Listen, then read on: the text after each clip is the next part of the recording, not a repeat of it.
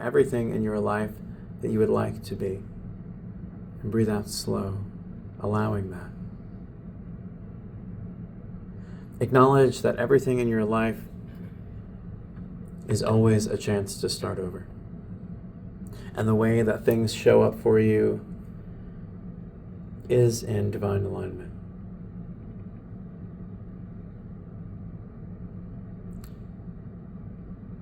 Understanding that every instant we are branching off an entirely new dimensional reality. There is a part of us that didn't do that. There's a part of us that did something else. Anything else. Everything else. That part is inside of us all the time. That part is always working to come back, to show up, to show us that we are always renewing. We are always blossoming forward. And so this morning, I had a really great conversation with a doctor who comes here, who's one of our people here. And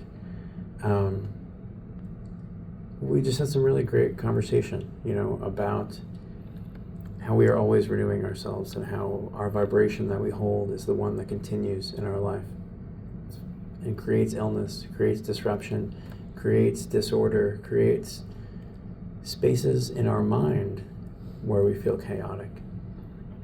Simply by persisting, and for us, for forgetting that when we renew, we clear the full slate.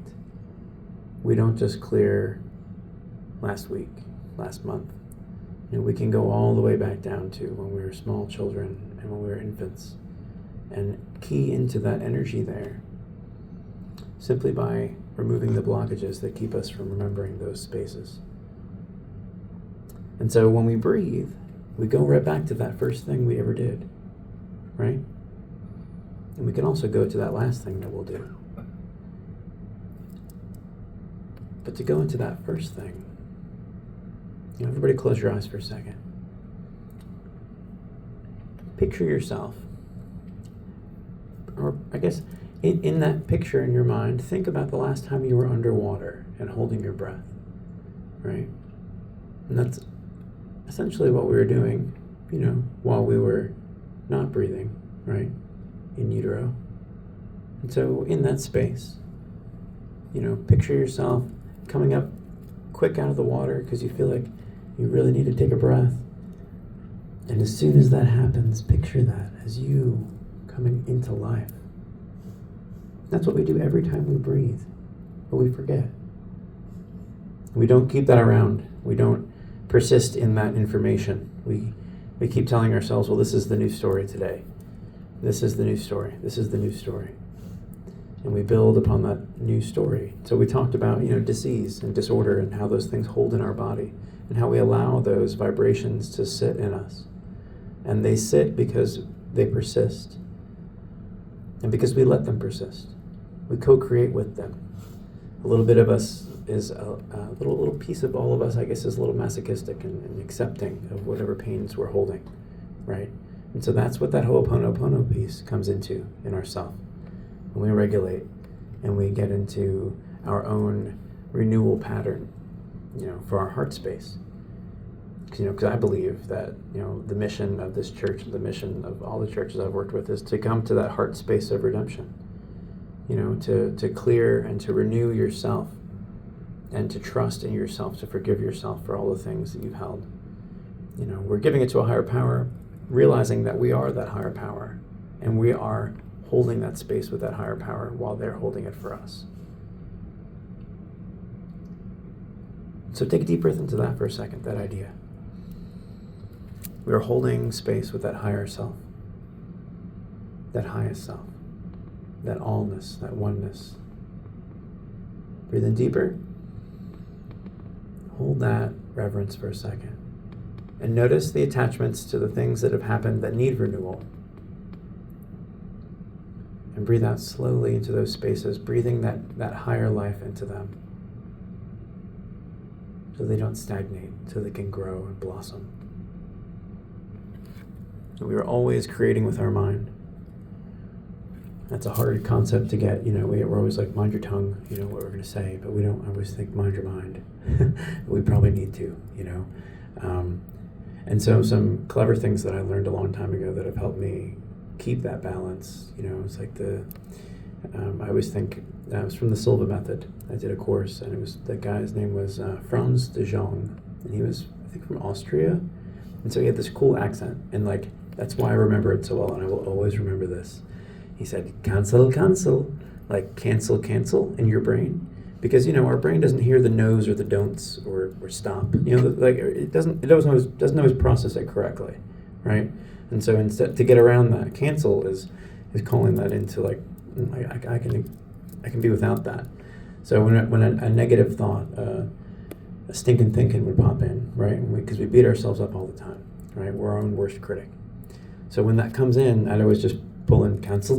We can't hold this, make it funny. That's why comedians are the best ones helping us process grief in society, because that's what they're doing. They're saying, well, I guess this is just so messed up that it's funny, right? Maybe I'll do that when I get older. I'll become a comedian one day, but not right now. Too much work to do, and that's work too. But anyway, so no need to be cynical, right? We have to silence that cynic, right? And we do that a little bit. Cancel. Okay, so cancel it in your brain. Cancel it. Let it go. It's like letting it go. I don't need to hold this. This pattern in my thoughts has held me back from my own self, and what I can be, and what I can show up as, and what I can grow into. So, yeah. So I would like to share for the day. This book is Awakening Mystical Consciousness by Harper and Rowe. We went really deep on the bibliomancy today, so much so that I went into the library here at the church and I ran in and just grabbed one really quick. So we'll see, this is going to be a very exact reading. So listen for your part in it. So Awakening Mystical Consciousness by Joel S. Goldsmith. Okay, so let's see where we go.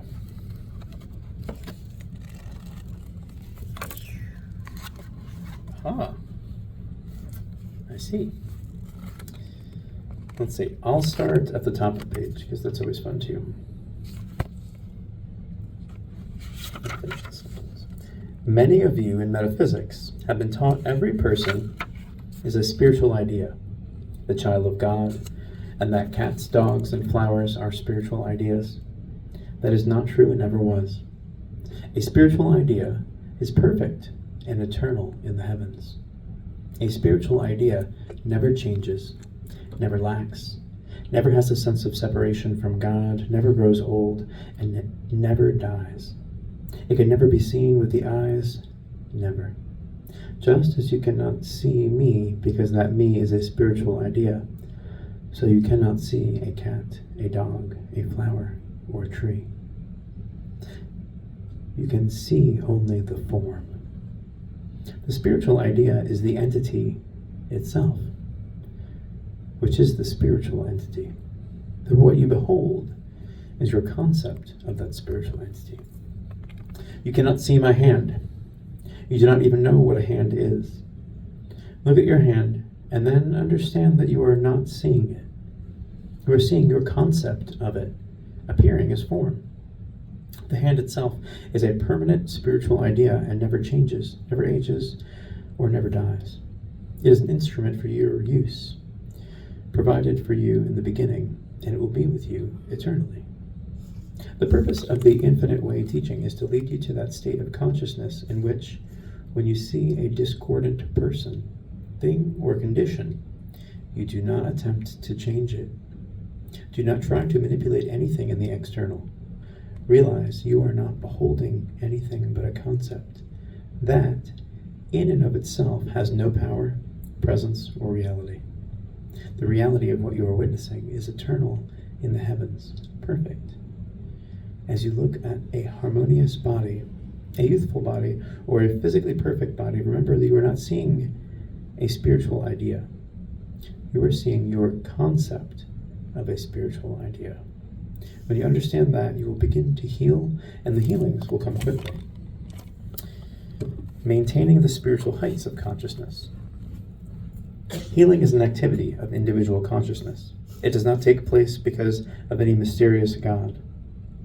As far as God is concerned, God is, and God is eternally omnipresent as individual you and me. To God, there can be no such thing as a healing. Some persons engaged in spiritual work have a beautiful healing consciousness. Others have not attained that consciousness, and still others are on the way toward attaining it. No person engaged in healing work lives at the standpoint of full spiritual consciousness at every given moment, or is at all times at the peak of spiritual awareness. When he is, healings are beautiful and quick, but when he is not, a struggle takes place. Very often practitioners or teachers are not at the highest level because patients and students will not permit them to take the necessary 40 days to go up to the mountains and abide there. They will not give them weekends or whatever time is required, and gradually they pull them down to their own level.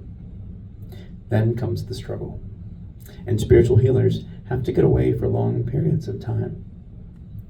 There is no such thing as attaining spiritual consciousness and maintaining it forever without a continuity of effort. One cannot jump into heaven in this life and remain there. The mesmerism of the human world is such that a person is in a continuous state of fluctuation, up today and down tomorrow, or up for a week and down for a day.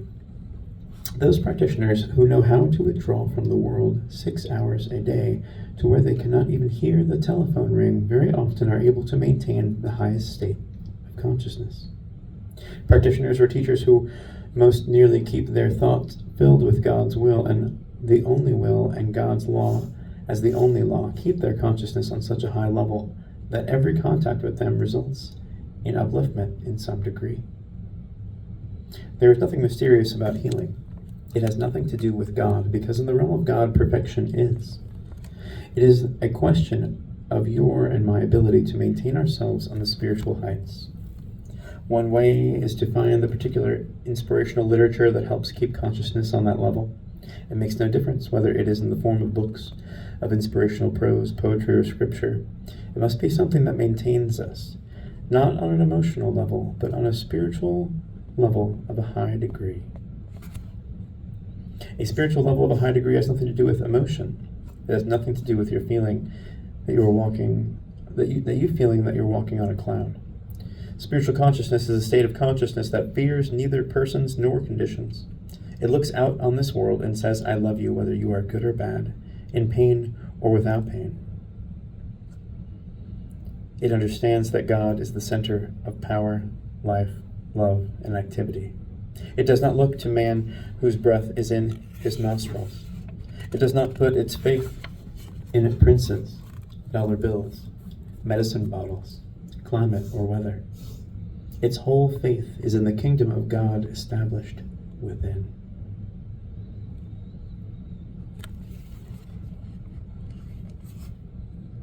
I'm just going to read just a little bit more, just because this is really good. Oneness, an eternal relationship. We are tempted daily to believe in a separation from God. One person may have some little or some great sin come into his life and be certain that is enough to separate him from God. Another person feels she has made a mistake of some kind, some act of omission or commission that is going to separate her. Another person believes the victim of a serious disease, or becomes the victim of a serious disease, and thinks that it is a sign of separation from God. Still another person goes through a period of lack or limitation and accepts that as evidence that she is separate and apart from God, and in that acceptance lies the continuation of her trouble. Oneness with the Father is an eternal relationship. All you can entertain is a sense of separation from God, never a separation from God. The sense of separation from God can be overcome by knowing the truth.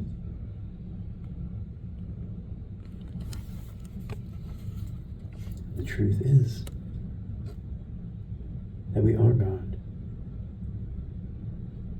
That those words, I am that I am, really are, we are that we are. Every one of us holds this space together. And we are endlessly renewing that idea of ourself. And we always have to keep remembering, because the whole world around us is always trying to make us forget.